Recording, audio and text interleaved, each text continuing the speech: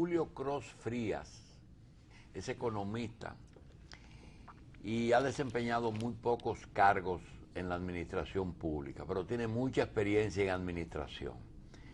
Julio Cross, yo le he rogado durante muchos años, que viniera a la revista a hablar de un tema que son muchos temas, y es algo que los dominicanos nos negamos a hacer, y es corregir nuestros errores en base a experiencias vividas. No se trata de venir y contestar preguntas sobre el proceso de la quiebra de los bancos.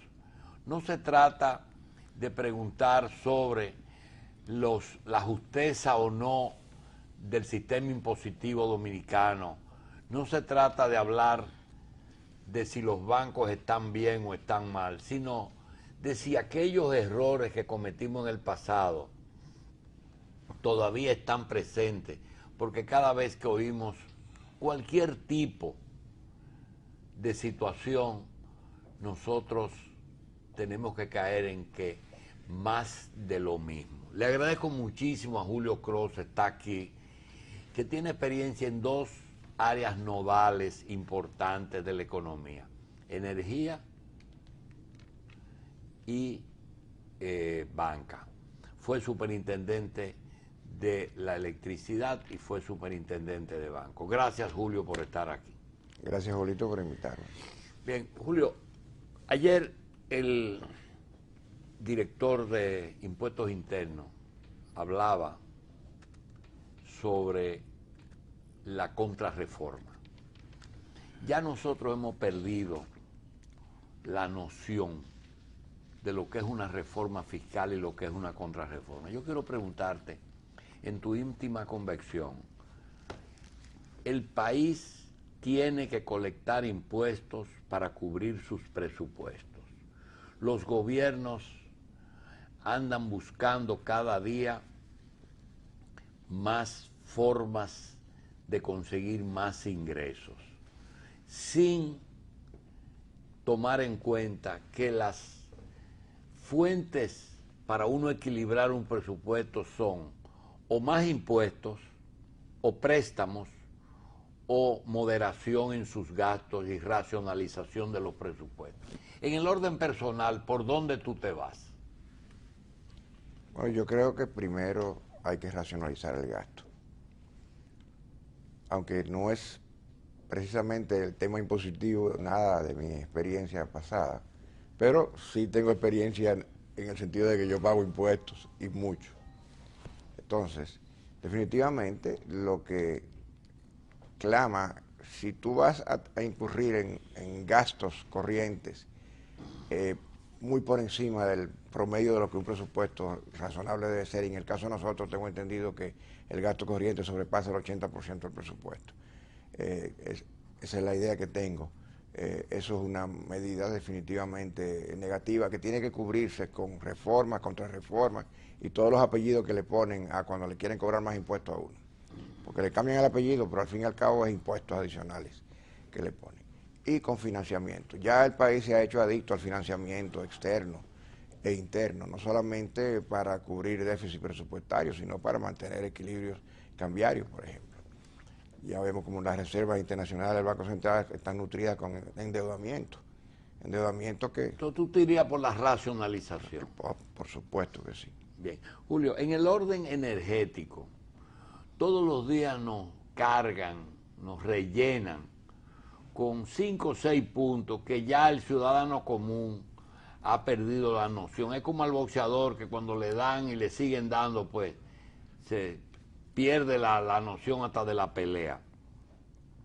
Nos hablan de que el problema de la energía es el subsidio que da el gobierno a los sectores necesitados. Nos hablan de que es el costo del robo, de lo que se roban los ricos y los pobres y todo, ahí está el problema. De que el problema son las pérdidas en la transmisión y en el sistema obsoleto de transmisión de algunas áreas importantes del país. Y el último motivo que buscan es que los generadores están vendiendo muy cara su energía y la vendieron en un momento en que el país estaba obligado a comprarla a cualquier precio. Como pasaste por la superintendencia, a juicio tuyo, ¿es una conjugación de factores o hay un elemento que hay que ponerle atención de esos cuatro? Mira, eso es un cóctel compuesto por todos esos elementos, definitivamente, pero envuelto en un mal proceso de capitalización. La realidad es que el proceso de capitalización se diseñó bien y se administró muy mal. A los 3 días de la ley eléctrica, la 125.03.01, se violó a los 3 días. Y a los 4 días y a los 5 días se violó, todo el tiempo se violó y se cambió. Ahora mismo estamos marcha atrás, dando marcha atrás, totalmente. Ya no hay tal cosa como 3 distribuidores privados, ya es el Estado el distribuidor, por excelencia. El Estado es dueño del 50% de cada una de las 2 empresas generadoras capitalizadas, que son Jaina y Itao.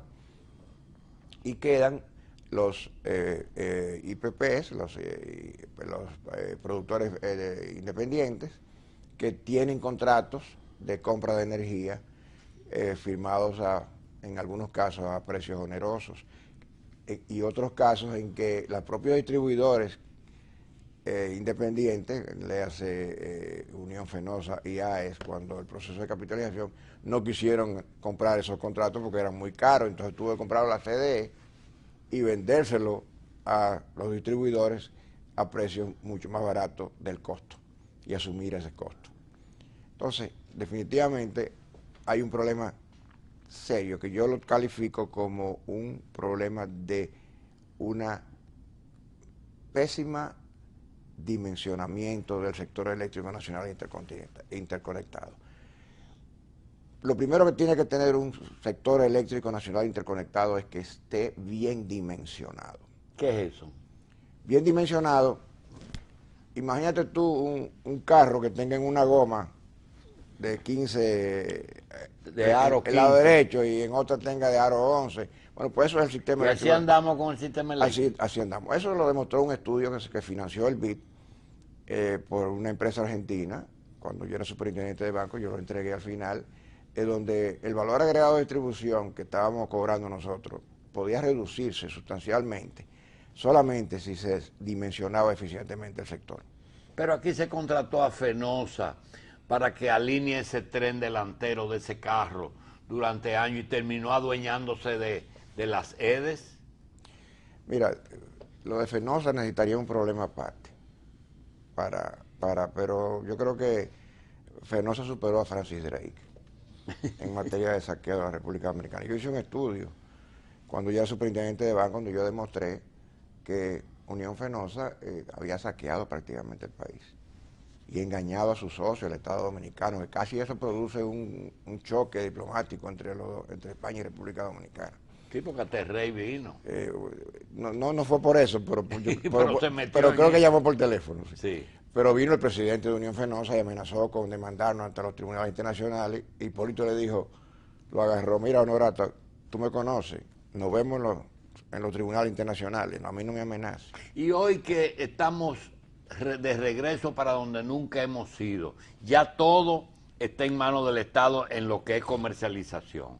Ahora se está pidiendo un proyecto para participar en generación. ¿Cuál es tu opinión cuando tú desde afuera ves esa situación? Mira, yo no estoy muy al día con los datos, pero tengo entendido que cualquier inversión en generación, venga del gobierno, venga del sector privado o venga mixta, es deseable.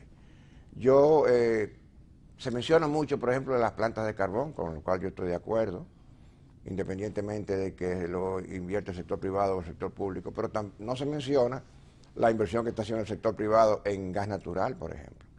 En gas natural... Y si estamos con esa inversión en gas natural de más de 300 millones de dólares de un grupo de empresarios, ¿por qué no nos metimos en plantas de gas natural? No, hay un proyecto de convertir a gas natural Las plantas las plantas de de diésel fuel oil. que tenemos. Hay un proyecto para convertir Quisqueya 1, Quisqueya 2, Coyentrix, Ah, ya. CEPEN, o una planta que tiene César Iglesias, por ejemplo, en San Pedro de Macorís, también la van a convertir a gas natural.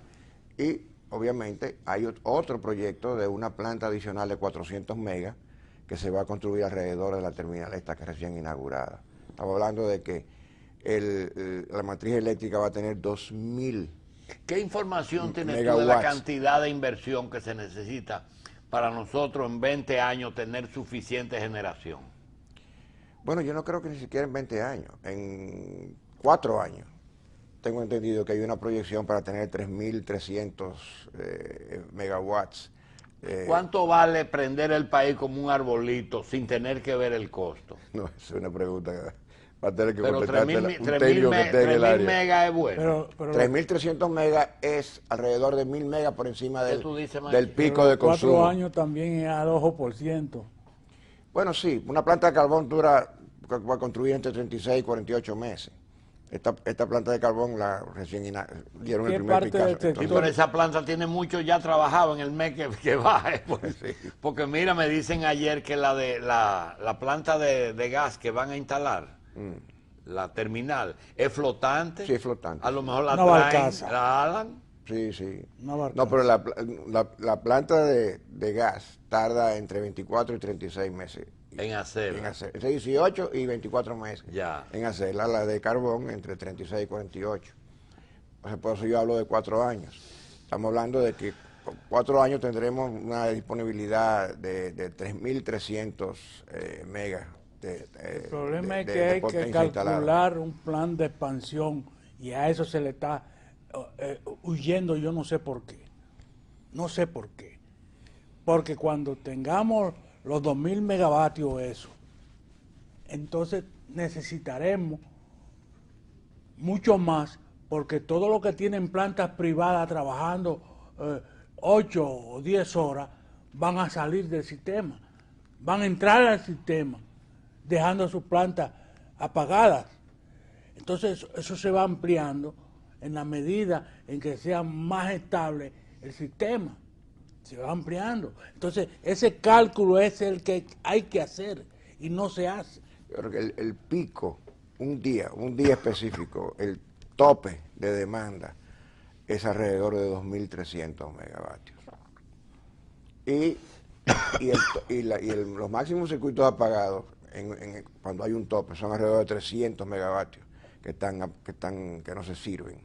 O sea, estamos hablando de que se necesita para mantener el país prendido lo que estamos hablando, alrededor de 1.000 megas aproximadamente. Julio, por encima. ¿compite el medio ambiente con generación eléctrica?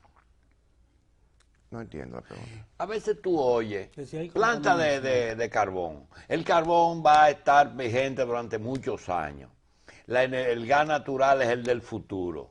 El petróleo se va a agotar, el petróleo es contaminante, el petróleo es costoso. Pero por otra parte, aparece Max Puig, que todos los días habla de contaminación, del daño que hace el carbón. Un hombre que fue director, secretario de Medio Ambiente. ¿Hasta dónde un Estado puede equilibrar la inversión entre, porque ya nos quedamos con dos combustibles, gas natural y carbón? Eso es lo que tenemos para el futuro. Ahora, hay la tendencia de que el gas natural, cuando tenga más uso, va a costar más. No, la expectativa es al Más revés. La demanda. expectativa es que van a explotar en Estados Unidos, va a iniciar la explotación de gas natural o aumentarla sustancialmente, lo cual supone más que va a oferta. reducir los precios. Va a reducir los precios del gas natural. O sea, esa es la expectativa que hay. Y la matriz para dentro de 4 años va a ser 2.000 megavatios de gas natural y 1.300 aproximadamente no, 1.000 de carbón y 300 de energía hidráulica y eólica. Eso es más o menos la matriz. Estamos Eso claros es en un eso. porcentaje, yo entiendo, saludable. Julio, yo no sé si estás al día en este asunto, pero quiero preguntarte, con respecto a Petrocaribe, ¿tú consideras que lo que nos está llegando de Venezuela está siendo bien usado? La impresión, vamos a decir, en base a la impresión y en base a lo que he oído de comentarios de otra gente, es que definitivamente no está siendo bien usado. Nosotros tenemos un financiamiento del 50%. La factura petrolera nuestra, el 60% viene de Venezuela y de ese 60% el 50% es de Petrocaribe. Y tengo entendido que el acuerdo de Petrocaribe exige que ese financiamiento sea utilizado en obras productivas y desarrollo, educación, etcétera. Tengo entendido que eso no se ha hecho. Bien, Julio, entrando en otra área que tienes experiencia, en los años 90, nosotros durante la administración de Luis Toral, de Caram, de Mario Rí, el país vivió una crisis bancaria en que se fueron media docena de bancos y miles de financieras. A pesar de eso, que tuvimos Panamericano, todos esos bancos que recordamos que se fueron en la crisis. No hubo ningún enjuiciamiento, no hubo ningún problema, había filas en esos bancos, gente recogiendo sus ahorros. A pesar de eso, en el 2003 tuvimos una gran crisis y que hoy, producto de esos dos cúmulos, de lo que vamos a hablar un poquito, nosotros tenemos un sistema bancario. ¿Tú consideras que hoy día el sistema bancario, la supervisión bancaria está en su mejor momento? Definitivamente que sí. Sí. Definitivamente sí. Hay un altísimo nivel de profesionalización en la superintendencia de bancos y se están aplicando los reglamentos y la normativa regulatoria en el sistema financiero. Bien. Cuando tú llegas, para mí, es un juicio de valores que hago yo, cuando llega Julio Cross a la superintendencia y llega Malcún a la gobernación, fue la culminación de una crisis. A ustedes no los buscan para hacer una biopsia, a ustedes los buscan para hacer una autopsia. Ya el hecho estaba consumado. Y yo a veces pienso que son injustos aquellos que pueden culpar a esa parte de la administración de Hipólito de cualquier procedimiento que hayan llevado, porque realmente a ustedes lo llevaron a la morgue, le sacaron los cadáveres y le dijeron, dime de qué se murió. Ustedes no podían hacer absolutamente nada en esos casos. Y a mí me consta que es así. No podían porque ya los bancos estaban muertos, estaban quebrados, no, era irreversible esa situación. Y yo pregunto, Julio, ¿cómo es posible que a ustedes lo hayan puesto a hacer esa autopsia? Y cuando vino el juicio, a ustedes no lo llamaron como forenses a testiguar, sino que fue todo el mundo, menos los que conocían esos problemas. ¿O es que ellos entendían que lo que ustedes dejaron por escrito era palabra de Dios? No, mira, el primer sorprendido fui yo cuando me enteré que había sido excluido de la lista de testigos. ¿Tú te sorprendiste? Sí, claro que sí. Porque yo vi Porque que si usted hace la autopsia tenía que ir como perito. Yo estaba en la lista de testigos para el caso. Y lo borraron. Y me eliminaron de la lista de testigos. Me sorprendí mucho. Quizás me sorprendí porque yo tenía una opinión, quizás me sacaron porque yo tenía una opinión muy particular sobre el caso. Yo siempre dije que la crisis bancaria, había un podium de responsables y había una medalla de oro, y la medalla de oro no eran los banqueros. La medalla de oro... En la autoridad que lo permitió. La autoridad que lo permitió. Y tú, al gobierno que tú pertenecías, si tenía una cuota de culpa, ¿tú lo hubieras señalado en ese juicio? Claro que sí. ¿Seguro, Julio? Absolutamente. Es decir, la autoridad competente que tenía que supervisar en los últimos 10 años el que se llegue a ese déficit, porque eso no llegó en un día, eso fue un proceso en el que todos los días los inspectores iban a esos 3 bancos. No solamente eso, Julito, sino que fue un proceso que inclusive fue motivado en política monetaria cortoplacista. Yo escribí un trabajo en el año 2001, que te lo puedo hacer llegar, donde yo predije la crisis del 2003, con una exactitud. Yo escribí un trabajo en el 2001 donde predije la crisis del ¿Qué 2003. posición tú tenías en ese momento? Yo era asesor del presidente. No eras No, yo no era superintendente de pero nada. yo venía del sector financiero y había observado un enorme incremento en el endeudamiento en moneda extranjera por parte del sector privado. Eso fue cuando empezaron de que a rehacer las deudas, de que dolariza tu cosa, ¿verdad? Exacto. No, pero fue motivado por resoluciones de la Junta Monetaria poniéndole tope en la cartera en moneda nacional a los bancos. Obviamente, si a los bancos le dicen, tú no puedes prestar más dinero del que tienes hasta este momento prestado en pesos, pero sí lo puedes prestar en dólares, los bancos iban a buscar dólares prestados en Estados Unidos y descubrieron lo que yo llamo el cáncer del sistema financiero dominicano, que es el arbitraje de intereses.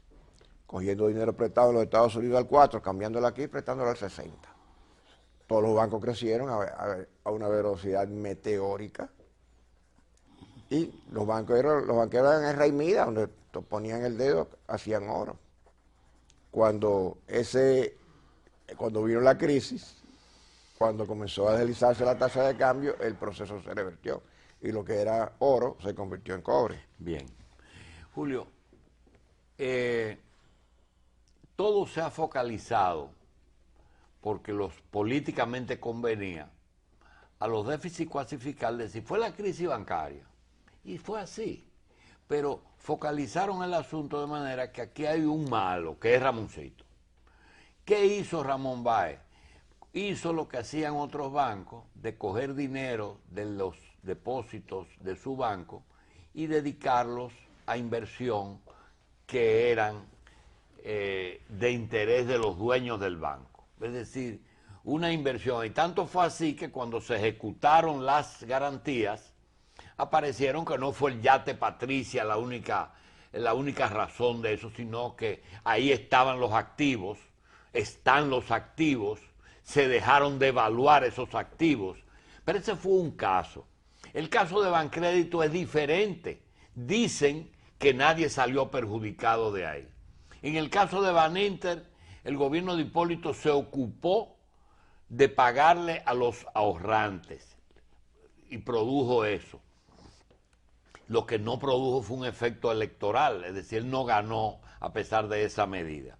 En el caso de el Bancrédito es distinto, pero hay el Progreso fue un asunto privado, es decir, un administrador que hizo un fraude a su consejo o a sus dueños, está preso por eso. Pero hay un misterio que quizá tú tengas un pedazo de él, no sé si lo viviste, que fue el mercantil. Se ejecutó ese banco, pasó al Estado, se vendió a unos trinitarios de Trinidad Tobago, se le dio ayuda y hoy día no se sabe qué pasó con ese patrimonio, por qué llegó ahí. Esas operaciones son altamente secretas, ¿eh? No, de ninguna forma. Por ejemplo, si yo quiero saber qué se hizo la cartera del mercantil, ¿quién me lo dice? La cartera del mercantil la adquirió el Republic Bank de Trinidad y Tobago y el Republic Bank de Trinidad y Tobago le vendió esa cartera posteriormente cuando se retiró, tengo entendido que al VHD. ¿Al Banco Central? No, al VHD. Ah. Eso es lo que yo tengo entendido. No estoy absolutamente seguro de lo que estoy diciendo, pero tengo entendido que fue así. ¿Y quién absorbió ese banco? ¿El VHD? No, el VHD compró activos. Solamente. Compró activos y presumo que asumiría pasivos. Y si aquí se revisa el cómo llega el Banco León a ser dueño del Banco Bancrédito, o cómo el Escocia llega a ser dueño de Baninter, ¿se puede tener acceso a eso? ¿De cuánto esa gente pagaron? Claro que ¿Cómo sí, llega? claro que sí, la historia está ahí. La historia está ahí, yo te lo puedo decir. En el caso de la Escocia. De la Escocia, mira, cuando yo llegué a la superintendencia de bancos, lo primero que hicimos fue ir a un congreso en Felabán, donde todos los bancos corresponsales estaban, ya tú puedes imaginar, sobre ascuas, a punto de retirarle y decirle a todos los bancos, mira, págame tu deuda, que este país está en crisis y yo no quiero arriesgarme mi dinero. Nosotros teníamos que evitar eso a toda costa. Había que darle una buena noticia a la comunidad internacional, a la comunidad financiera internacional. Y qué mejor noticia que el Banco Nova Scotia estaba interesado en adquirir. El Banco Nova Scotia yo presumo que se aprovecharía de esa situación, definitivamente. Pero no apareció más nadie. Nosotros hicimos esfuerzos increíbles. Bueno, el Banco del Progreso intentó comprarlo, comprar Baninter, y ahí fue que cuando hicieron el due diligence para adquirirlo fue que se dieron cuenta de la dimensión del hoyo. Fraude, seguro. Yo no lo llamo fraude. Del hoyo, del agujero. Había un hoyo. Sí. Había un hoyo y tú dijiste algo al principio de la introducción del tema. Realmente lo que Baninter era, que no era un banco comercial, el Baninter era un banco de inversión. De desarrollo y de inversión. Exacto. Pero esa figura no existe en la República Dominicana. Pero Ramoncito nunca lo negó. Porque Ramoncito ponía en la prensa, Baninter, dueño de que 101 emisoras de radio, 4 canales de televisión, sí. Lo ponía. ¿Y dónde estaba el superintendente de banco en esa época? Que veía eso, te lo estaban diciendo, mira, estoy haciendo algo que no es legal aquí. Pero mira, yo no hago cumpleaños de buscar donde fresco del horno un bizcocho y ponérselo a Julito Cro para celebrarle una entrevista. Yo quiero preguntarte algo. En tu gestión, que a veces algunos se quejan de la forma en que tú manejaste, lo rígido que fuiste en la auditoría de Baninter. Y yo tengo una pregunta, casi una crítica.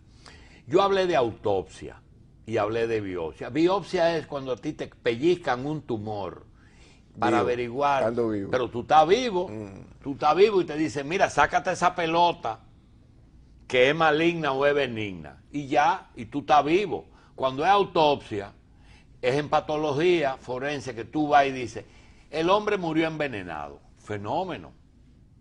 Ya tú haces, pero un momentico, Julio, ¿qué veneno? Y yo te pregunto, se hizo una autopsia. Yo hablo con el gobernador del Banco Central y le digo, licenciado, la auditoría de Baninter hay que repetirla. Dice, no, porque eso lo dejó Julio hecho y es muy clara. Digo yo, sí, pero hubo una parte que no se hizo. ¿Qué parte? Digo yo, la de las empresas relacionadas, las que causó, eso que usted está diciendo, las inversiones que hizo el banco, en empresas relacionadas. Yo entendía que había que auditarlas, Julio. ¿Por qué no se auditaron las empresas relacionadas?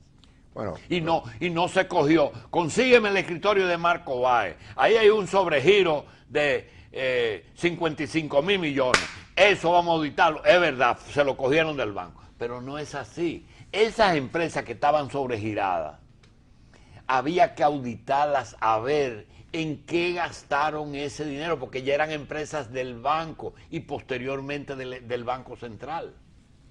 Sí, la Superintendencia de Banco tiene jurisdicción única y exclusivamente sobre el sistema financiero nacional.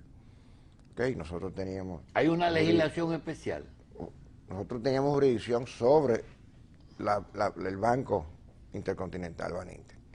Nosotros hicimos la auditoría forense del Banco Intercontinental Baninter. Forense, sí. Muerto ya. Sí, exacto, la auditoría forense. Muerto. Así que se llama. Ahora, el Banco Central, que fue el que aportó los recursos para el salvataje de Baninter, adquirió esas empresas por default, porque Baninter, esas empresas le debían dinero a Baninter, y el dueño de Baninter es el Banco Central, básicamente, porque aportó los recursos para salvarlo. Obviamente esas empresas correspondían al Banco Central. Lo que ocurrió de ahí fue responsabilidad del Banco Central, del cual yo no tenía ninguna jurisdicción. Mi jurisdicción única y exclusivamente era el Banco Intercontinental, o sea, el sistema financiero dominicano. Julio, cuando tú ves el juicio de afuera, no es tratar de modificar el sistema judicial, sino una opinión personal por experiencia. Yo vi el juicio de los bancos, fue un juicio un poquito atípico. Tú ibas y veías mucha televisión, mucha grabación, mucha secretaria, muy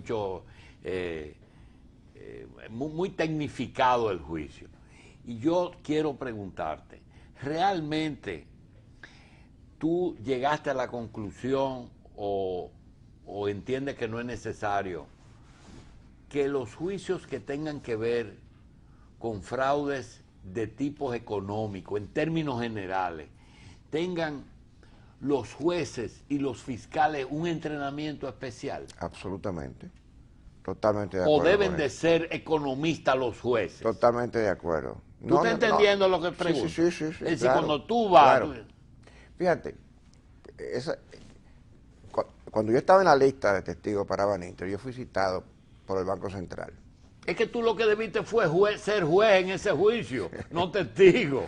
Pero pero para eso necesitaría un entrenamiento legal que no lo tengo. Pero que resulta que aparece un juez que es especialista en pendejadas civiles o penales, juzgando lo que es... Mire, ese juicio de Perucho fue penoso. Empezaron a salpicar cosas que no venían al cuento, pero sigue. Pero fíjate, yo fui citado por el Banco Central cuando aún estaba en la lista de testigos de Baninter, para darme un coaching.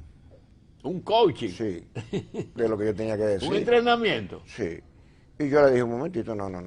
Yo sé lo que yo voy a decir. Mire, yo lo tengo hasta aquí en con lo que yo llamo un pichuete, un USB pen de eso. Yo lo tengo aquí. Ustedes lo quieren ver, lo que yo voy a decir, mírenlo aquí. Y yo le presenté, le hice mi presentación. No le gustó. Me imagino que no, porque finalmente no fui a la lista de testigos. Pero ahí yo tenía claro lo que yo iba a decir, y pretendía suplir la falta de conocimientos de los jueces. Seguro. De respecto a lo que pasó. Entonces tú no eres partidario de hacer jueces economistas, sino de edificar bien a los jueces. No, yo sería partidario de que los jueces tengan un equipo profesional. Por el caso lo que le dicen peritos. Exacto, perito, un médico. Perfecto, pues si es un tema de un médico que hizo una mala práctica o no la hizo. No es un juez que no es un juez que va a saberlo. Tiene que tener médico. Un técnico de su confianza, un tipo entrenado para eso, que haya hecho el mismo juramento que hizo él y que le sirva de soporte. No, yo lo que entendía es que eso que han hecho algunos médicos que tú estás viendo, aparecen médicos que son ahora abogados, de que yo pensaba que se podía ser un economista juez. Porque para jugar al famoso judío ese que engañó a todo el mundo en Estados Unidos, sobre todo muchos... Madoff. Se necesita conocimiento de economía. Juan. Claro. Sí, y mucho sentido común, porque la economía es sentido común. La justicia es sentido común. Y la justicia también.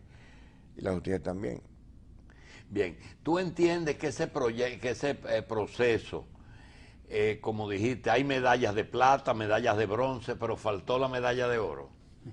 La medalla de oro fue la regulación bancaria. Es decir, que estaban ocurriendo cosas... La regulación bancaria es la medallita de oro de la crisis del sistema financiero dominicano. ¿Por qué? Porque obligó a los bancos a endeudarse en moneda extranjera y a descubrir una fuente de enriquecimiento que finalmente fue lo que dio al traste con el sistema financiero, o casi dio al traste con el sistema financiero dominicano. Que no ocurrió gracias al salvamento que se hizo, porque si no se hace ese salvamento, el sistema financiero dominicano hubiese colapsado completo. Julio, en tu administración, en que tú comenzaste a hacer investigaciones antes de tomar decisiones, de inclusive conversar con los ejecutivos de los bancos, inquirir, venga, explícame esto, dime aquello. Yo tuve la oportunidad de hablar con el presidente del Banco Intercontinental. Me dijo, mire, independientemente de cómo vaya a terminar eso, con juicios, con prisiones, todavía estaba suelto. Me dice, pero este es un lío muy grande que va a pesar mucho tiempo. Si no se enfrenta, él mismo, si no se enfrenta bien.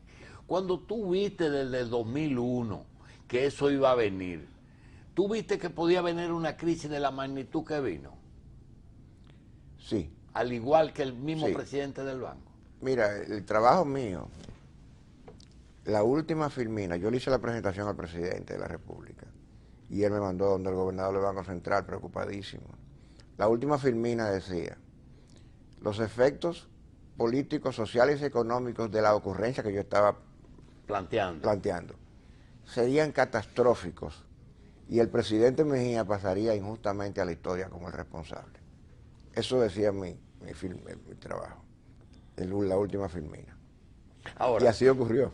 ya con eso, con ese problema, no, porque la carga la cargó el que tiene los 10 años. El Sí, resultado pero es si ya, A Hipólito todavía lo acusan de que fue que quebró los bueno, bancos.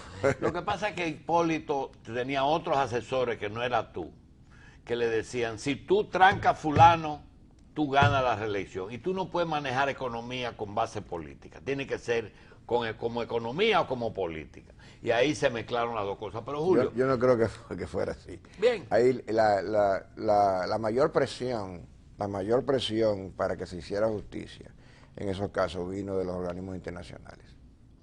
se buscaron los organismos internacionales para que hagan presión. No, se buscaron los organismos internacionales para que asesoraran, porque cuando Malcún llegó a la Organización Banco Central con aquel lío magnífico, lo primero que hizo fue llamar al Fondo Monetario Internacional y al Banco Mundial y le mandaron asesores. Aquí ustedes llegaron a juntar 3 ex superintendentes de bancos antes de la intervención de Baninter, y ellos calificaron, hicieron la investigación, vieron y detectaron riesgos sistémicos. Julio, hay una cosa que tú no sabes, que en cierta forma, aunque no te perjudicó porque tú quizás estás por encima de eso, tú en cierta forma fuiste una víctima. ¿Tú sabes por qué?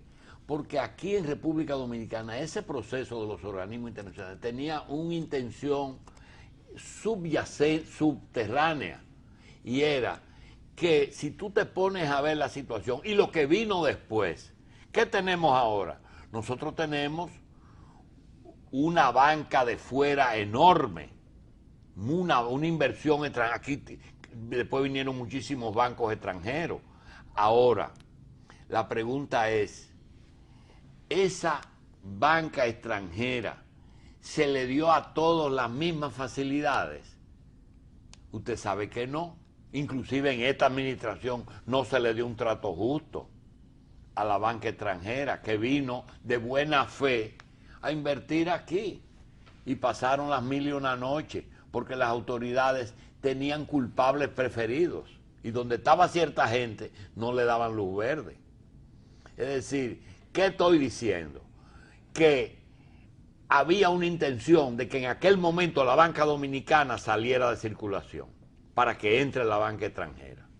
Mira, yo en un momento temí que eso hubiera estado ocurriendo porque tenía la experiencia de México. En México ocurrió y en México la banca extranjera adquirió la totalidad de la banca mexicana. Nacional.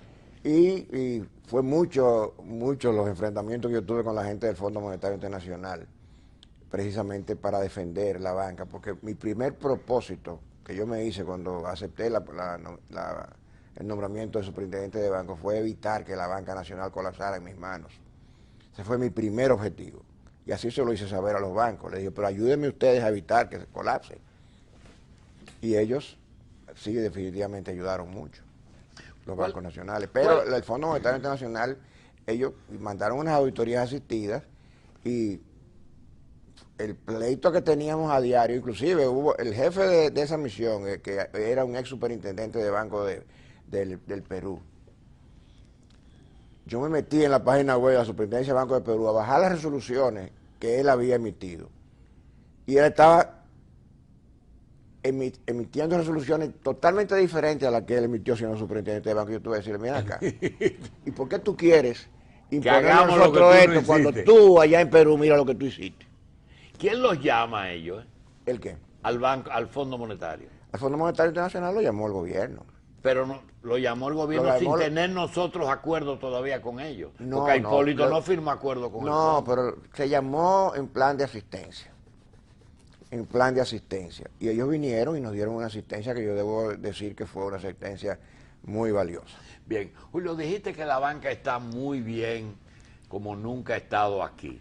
Pregunta, ¿hacia dónde gira el negocio bancario? ¿Va hacia las fusiones o va hacia la multiplicación de bancos? Mira, realmente en un entorno económico como el que tenemos puede ocurrir cualquier cosa. O sea, ahora mismo tú ves que hay fusiones, se han anunciado la fusión de 2 bancos. León con BHD. Con BHD, pero sin embargo tú ves muchos bancos pequeños creándose.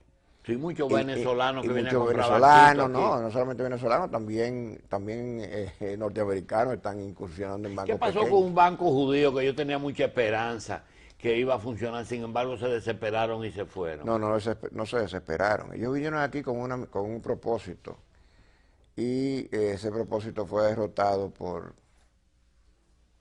¿La incomprensión de quién? la incomprensión De de autoridades. algunas autoridades monetarias que por la presencia mía como asesor de ese banco no le Ah, otorgaron. porque tú trabajaste en el Empire. Yo trabajé en el Empire. Sí. Bien.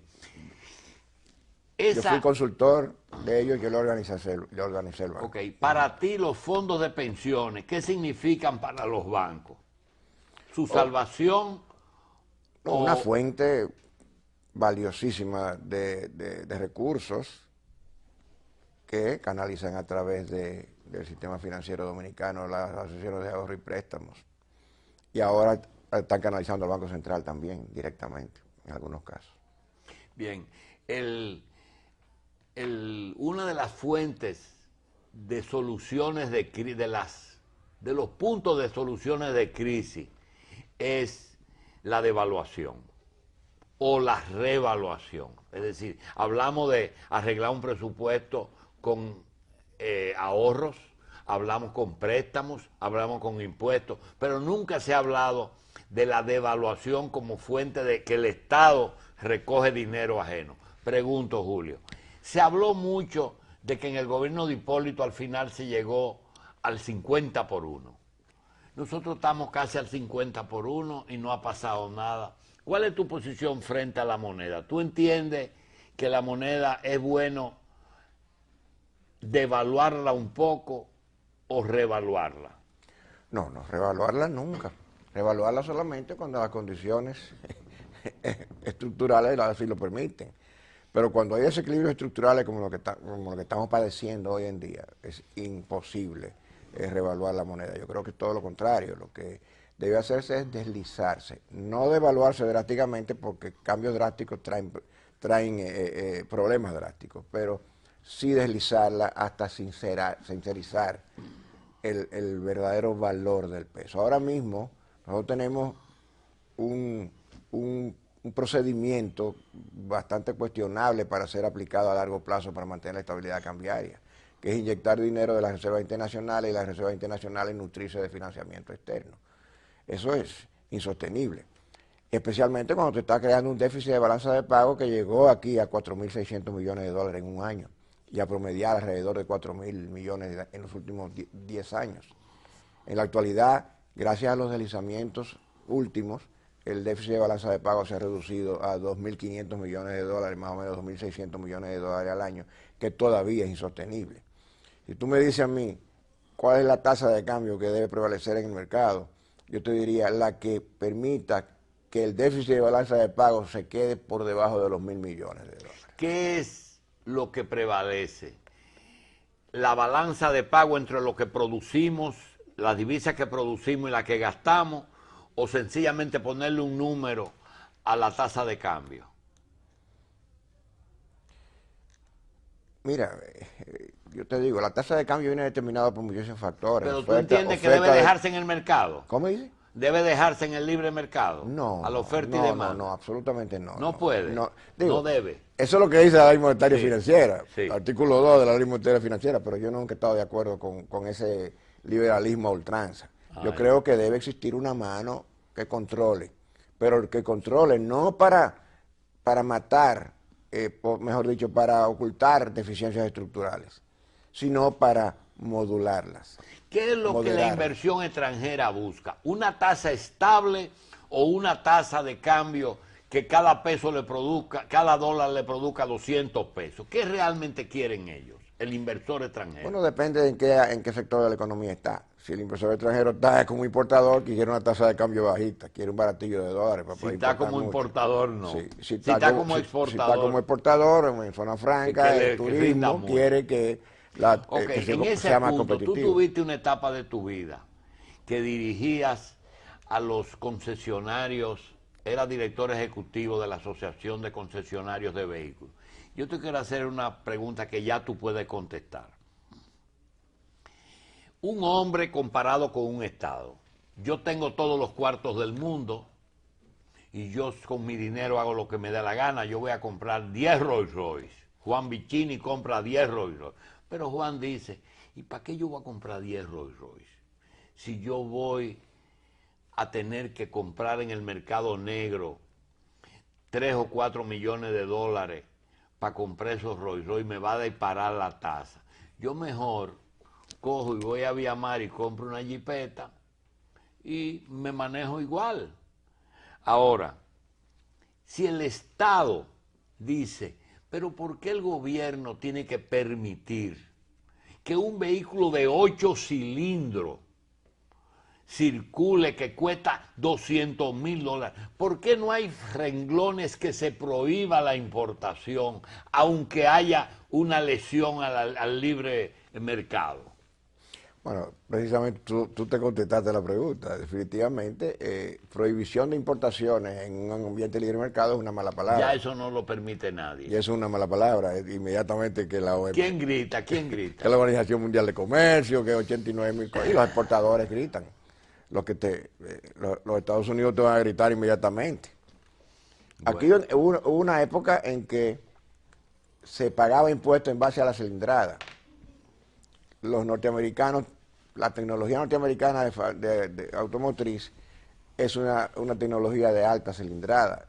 Por consiguiente, aquí el mercado de vehículos norteamericanos podemos traer muchos vehículos de 6, era muy bajito, era muy bajito. Muchos de 6, ¿verdad? Sí, pero las cilindradas, Sí.